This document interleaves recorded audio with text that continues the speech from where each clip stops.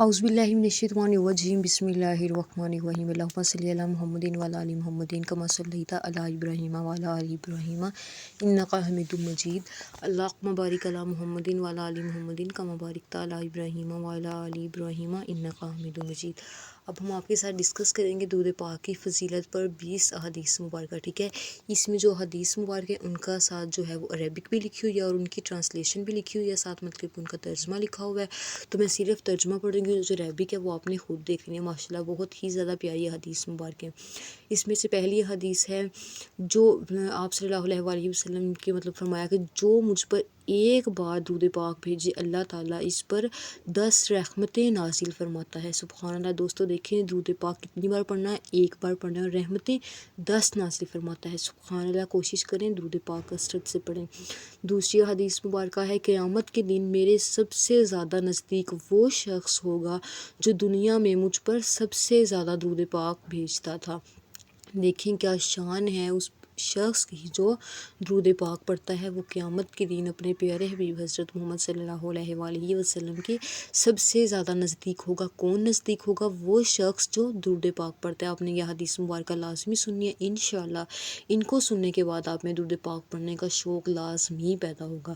اگلی حدیث ہے، وہ شخص بخیل ہے جس کے پاس میرا ذکر کیا جائے اور وہ مجھ پر درود پاک نہ بھیجے، یعنی کہ جیسے ہم کہتے ہیں نا دنیاوی میں کہ یہ بندہ بڑا کنجوس ہے، یہ کسی کو کچھ نہیں دیتا، اسی طرح کہتے ہیں کہ وہ بندہ کنجوس ہے جس کے سامنے آپ صلی اللہ علیہ وآلہ وسلم کا ذکر ہو اور وہ آپ صلی اللہ علیہ وآلہ وسلم پر درود پاک پڑھنے میں کنجوسی کرے، یعنی کہ درود پاک نہ پڑھے، ٹھیک ہے۔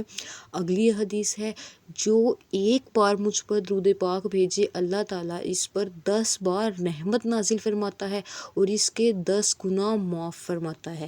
دیکھیں یہ پہلی حدیث کے برابر ہے، ایک بار درود پاک پڑھنا ہے، 10 بار رحمت نازل ہوگی اور ساتھ 10 گناہ بھی ہمارے معاف کیے جائیں گے، ٹھیک ہے۔ آپ اس سے اندازہ لگائیں کہ ایک بار درود پاک ہے، 10 رحمتیں بھی نازل ہو رہی ہیں اور 10 گناہ بھی معاف ہو رہے ہیں۔ بہت کم دیر لگتی ہے درود پاک پڑھنے میں، ٹھیک ہے۔ اگلی حدیث ہے، مجھ پر درود پاک بھیجا کرو، یہ تمہارے لیے پاکیزگی کا ذریعہ ہے، یعنی کہ جو ہمارے دوسرے اعمال ہیں، درود پاک ایسی عبادت ہے جو ہمارے دوسرے اعمال کو بھی پاک کر دیتی ہے، صاف کر دیتی ہے، پاکیزہ کر دیتی ہے، ٹھیک ہے۔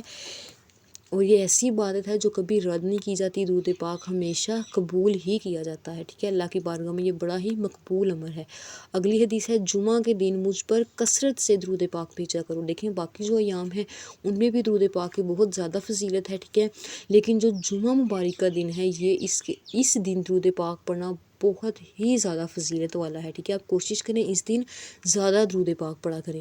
اگلی حدیث ہے، اللہ تعالیٰ کے کچھ فرشتے زمین میں گھومنے والے ہیں جو میری امت کی طرف سے میرے پاس سلام بھیجتے ہیں۔ دیکھیں جو اللہ تعالیٰ کے کچھ مقرر فرشتے ہیں جو زمین میں گھومتے رہتے ہیں زمین میں، اور وہ ایسی جگہ جاتے ہیں جہاں محفل مصطفیٰ صلی اللہ علیہ وآلہ وسلم سجائی جاتی ہے، وہ وہاں پر جاتے ہیں اور وہاں پہ وہ ان کے اوپر اپنے مبارک پروں سے، نور والے پروں سے، نورانی پروں سے ان کے اوپر سایہ کر دیتے ہیں، ٹھیک ہے، درود پاک پڑھنے والے اور جو محافل ہوتی ہیں مطلب محفل ہوتی ہیں ان میں۔ اگلی ہے، جو شخص صبح شام 10 مرتبہ مجھ پر درود پاک بھیجے قیامت کے دن میری شفاعت پا لے گا۔ دیکھ لیں زیادہ بھی پڑھنے کا حکم نہیں دیا گیا، صرف 10 مرتبہ، اور کب؟ صبح اور شام۔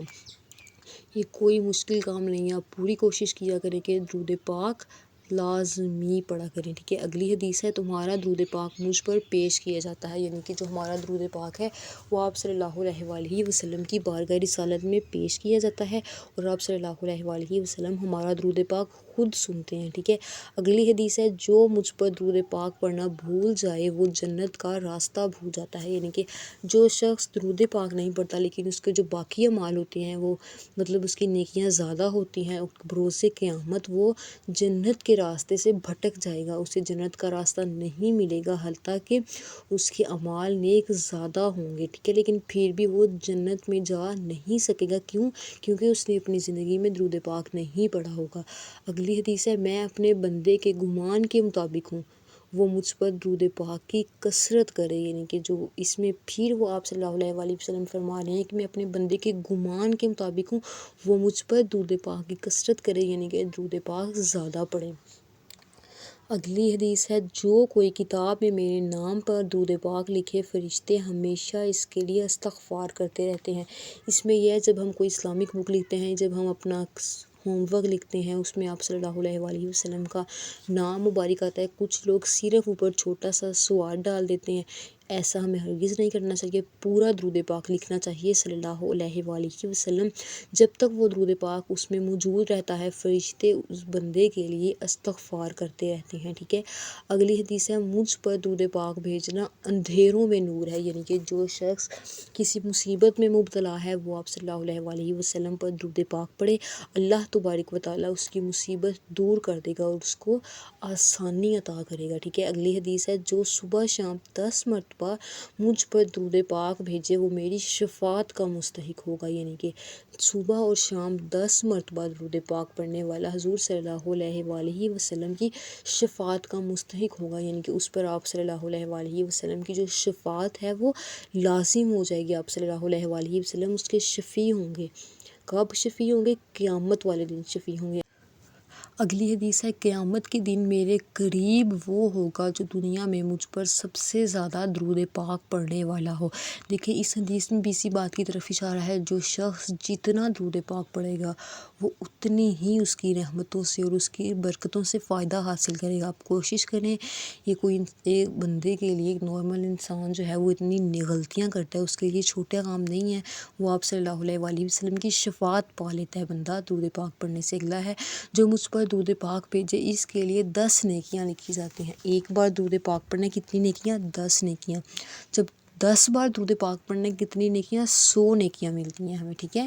اور ہمیں چاہیے کہ ہم اپنی زندگی میں کثرت سے درود پاک پڑھیں، ٹھیک ہے۔